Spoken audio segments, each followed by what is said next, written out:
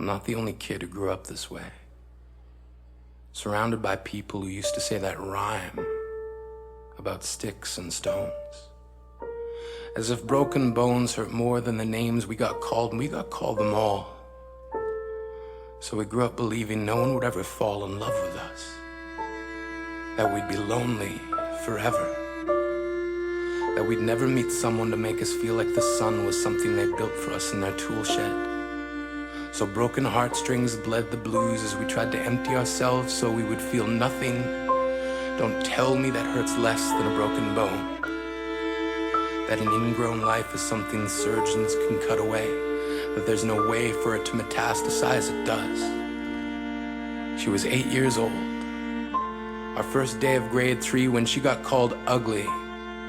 We both got moved to the back of class so we would stop getting bombarded by spitballs.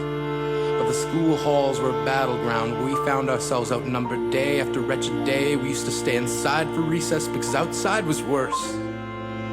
Outside we'd have to rehearse running away or learn to stay still like statues, giving no clues that we were there in grade 5. They taped a sign to the front of her desk that read, "Beware of dog."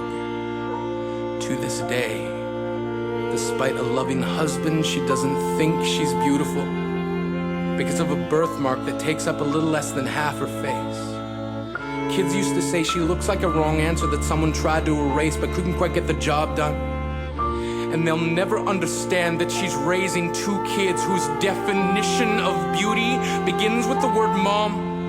Because they see her heart before they see her skin. Because she's only ever always been amazing. We weren't the only kids who grew up this way. To this day, kids are still being called names. The classics were, "Hey stupid," "Hey spaz." Seems like every school has an arsenal of names getting updated every year. And if a kid breaks in a school and no one around chooses to hear it, do they make a sound? Or they're just background noise from a soundtrack stuck on repeat when people say things like kids can be cruel. Every school was a big top circus tent, and the pecking order went from acrobats to lion tamers, from clowns to carnies. All of these miles ahead of who we were freaks. And if you can't see anything beautiful about yourself, get a better mirror. Look a little closer. Stare a little longer. Because there's something inside you that made you keep trying despite everyone who told you to quit.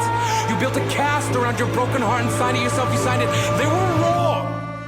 Because maybe you didn't belong to a group or a clique. Maybe they decided to pick you last for basketball or everything. Maybe you used to bring bruises and broken teeth to show and tell but never told. Because how can you hold your ground if everyone around you wants to bury you beneath it? You have to believe that they were raw. They have to be wrong. Why else would we still be here? We are graduating members from the class if we made it. Not the faded echoes of voices crying out names will never hurt me. Of course, they did. But our lives will only ever always continue to be a balancing act that has less to do with pain and more to do with beauty.